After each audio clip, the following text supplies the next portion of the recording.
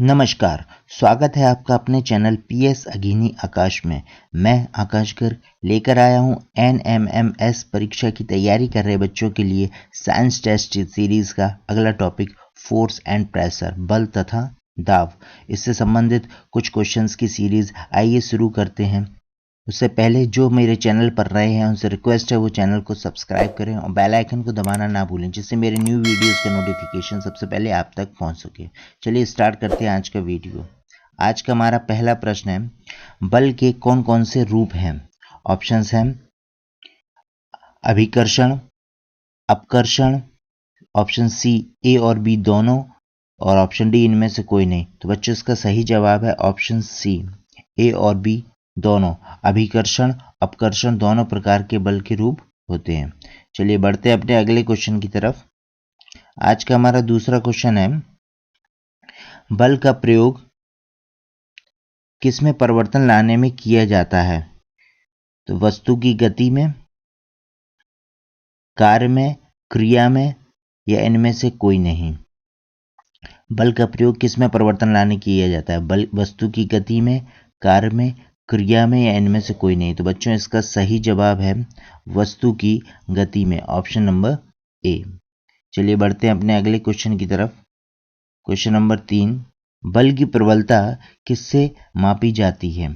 उसके परिमाण से, ऑप्शन बी उसके परिमाप से, ऑप्शन सी उसके मापक से, या ऑप्शन डी उसके मापन से। बच्चों इसका सही जवाब है उसकी वैल्यू जो होती है ना बल की, उससे पता चलता है कि बल ज़्यादा लग रहा है या कम लग रहा है, मतलब उसके परिमाण से। ऑप्शन नंबर ए इसका आंसर हो जाएगा। चलिए बढ़ते हैं अगले क्वेश्चन की तरफ। क्वेश्चन नंबर 4, अपकर्षण का क्या अर्थ है? उठाना, धक्का देना, हित करना, या ठोकर मारना। अपकर्षण है मतलब किसी प्रकार का बल लगाना, इसका मतलब होता है उसको धक्का देना। ऑप्शन नंबर बी इसका आंसर हो जाएगा। चलिए बढ़ते हैं अपने अगले क्वेश्चन की तरफ।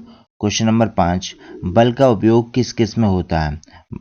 ऑप्शन ए उठाने में, ऑप्शन बी खेलने में, ऑप्शन सी धक्का देने में, या ऑप्शन डी उपरोक्त सभी में। इन सभी कार्यों में हमें बल का प्रयोग करना। कोई भी चीज़ उठानी होती है तो भी बल लगाना पड़ता है, खेलना होता है तो भी हमें बल लगाना होगा, धक्का देना उसमें भी बल लगाना है।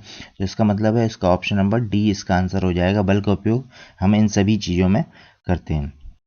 चलिए बढ़ते हैं अपने अगले क्वेश्चन की तरफ। और क्वेश्चन नंबर 6, पेशीय बल को क्या कहते हैं? ऑप्शन ए संपर्क असंपर्क बल, ऑप्शन बी संपर्क बल, ऑप्शन सी दाब, या ऑप्शन डी घर्षण। देखिए पेशीय बल जो होता है उसको हम बोल सकते हैं ऑप्शन बी यानी कि संपर्क बल भी कहते हैं। जो संपर्क में आने के बाद लगाया जाता है उसे पेशीय बल कहा जाता है। अगले क्वेश्चन पर आते हैं। क्वेश्चन नंबर 7, कौन बर्तन की दीवारों पर दाब डालते हैं? यानी इनमें से कौन से ऐसे हैं जो बर्तन की दीवारों पर दाब डालते हैं? ऑप्शन ए द्रव, ऑप्शन बी गैस है, ऑप्शन सी ए और बी दोनों, या ऑप्शन डी इनमें से कोई नहीं। तो बच्चों इसका सही जवाब है ऑप्शन सी ए और बी दोनों। द्रव हो चाहे गैस हो, दोनों ही बर्तन की दीवारों पर दबाव बनाते हैं, दबाव डालते हैं। चलिए बढ़ते हैं अगले क्वेश्चन की तरफ। क्वेश्चन नंबर 8, किसी वस्तु पर बल लगने से उसकी आकृति में क्या होता है? बदलाव, प्रभाव, प्रयास, या परिवर्तन। अगर हम किसी भी वस्तु पर बल लगाएं तो उसकी आकृति जो है उसमें क्या हो जाता है? बदलाव, प्रभाव, प्रयास, या परिवर्तन। तो बच्चों इसका सही जवाब ऑप्शन डी परिवर्तन। उसकी आकृति जो है वो थोड़ी चेंज हो जाएगी अगर हम किसी वस्तु पर बल लगाएं तो। अगले क्वेश्चन पर आते हैं। क्वेश्चन नंबर 9, हमारी मांसपेशियों में लगने वाले बल को क्या कहते हैं? जो हमारी मांसपेशियों में बल लगता है उसको हम क्या कहते हैं? ऑप्शन ए पेशीय बल, ऑप्शन बी घर्षण बल, ऑप्शन सी चुंबकीय बल, या ऑप्शन डी स्थिर बल। तो बच्चों इसका सही जवाब है ऑप्शन नंबर ए पेशीय बल। जो हमारी मांसपेशियों में बल लगता है उसको हम बोलते हैं पेशीय बल। पढ़ते हैं अपने अगले क्वेश्चन की तरफ। क्वेश्चन नंबर 10, दो सतहों के बीच संपर्क के कारण कौन सा बल उत्पन्न होता है? पेशीय बल, ऑप्शन बी चुंबकीय बल, ऑप्शन सी घर्षण, या ऑप्शन डी दाब। देखिए जब दो सतहें एक दूसरे के संपर्क में आती है और उनके बीच में जो बल उत्पन्न होता है वो आपको होता है घर्षण बल। ऑप्शन सी घर्षण इसका सही जवाब है, घर्षण बल।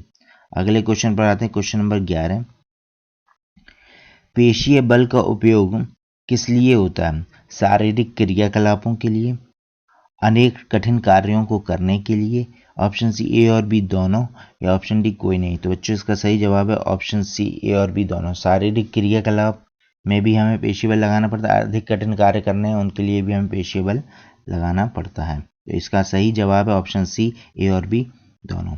बढ़ते हैं अपने अगले क्वेश्चन की तरफ। Question number 12। किसी वस्तु पर लगाए गए बल द्वारा क्या बदला जाता है? उसकी दूरी, उसकी गति, उसकी चाल या उसकी दिशा। अगर हम किसी वस्तु पर बल लगाते हैं तो उस बल के द्वारा हम उसकी क्या बदल सकते हैं? उसकी गति में परिवर्तन ला सकते हैं। उसकी गति को हम बल से बढ़ा भी सकते हैं, बल द्वारा उसकी गति को हम घटा भी सकते हैं। तो उसका सही जवाब है ऑप्शन नंबर बी। चलिए पढ़ते हैं अपने अगले क्वेश्चन की तरफ। Question number 13। एक आवेशित वस्तु द्वारा किसी दूसरी आवेशित वस्तु पर लगाया गया बल क्या कहलाता है? अस्थिर वैद्युत बल, स्थिर वैद्युत बल, संपर्क बल या घर्षण बल। तो बच्चों इसका सही जवाब है ऑप्शन बी, स्थिर वैद्युत बल। बढ़ते हैं अपने अगले क्वेश्चन की तरफ। Question number 14। कील के नुकीले सिरे का क्षेत्रफल जो होता है वो उसके शीर्ष की अपेक्षा कैसा होता है? कील का जो नुकीला हिस्सा होता है वो नुकीला होता है और जो इसका शीर्ष होता है वो थोड़ा चौड़ा होता है। तो मतलब जो नुकीला सिरा है उसका क्षेत्रफल शीर्ष की अपेक्षा कम होता है। इसका ऑप्शन नंबर बी सही जवाब है। किस बल के कारण पृथ्वी में गिर जाती है? ऑप्शन ए अपकर्षण की वजह से, ऑप्शन बी अभिकर्षण की वजह से, ऑप्शन सी गुरुत्वाकर्षण की वजह से, या ऑप्शन डी इनमें से कोई नहीं। तो बच्चों इसका सही जवाब है कि कोई भी वस्तु किसी बल के कारण जब पृथ्वी पर गिरती है तो वो बल होता है या जिस वजह से वो गिरती है वो होता है आपका गुरुत्वाकर्षण बल। गुरुत्वाकर्षण बल की वजह से वो पृथ्वी पर गिर जाती है। चलिए आते हैं अपने अगले क्वेश्चन पर। Question number 16। कील के नुकीले सिरे का क्षेत्रफल इसके शीर्ष की अपेक्षा कैसा होगा? ये क्वेश्चन हमारा रिपीट है तो इसका वही आंसर है क्वेश्चन कि इसका क्षेत्रफल जो है वो क्या होगा? कम होता है। चलिए अगले क्वेश्चन पर आते हैं। Question number 17।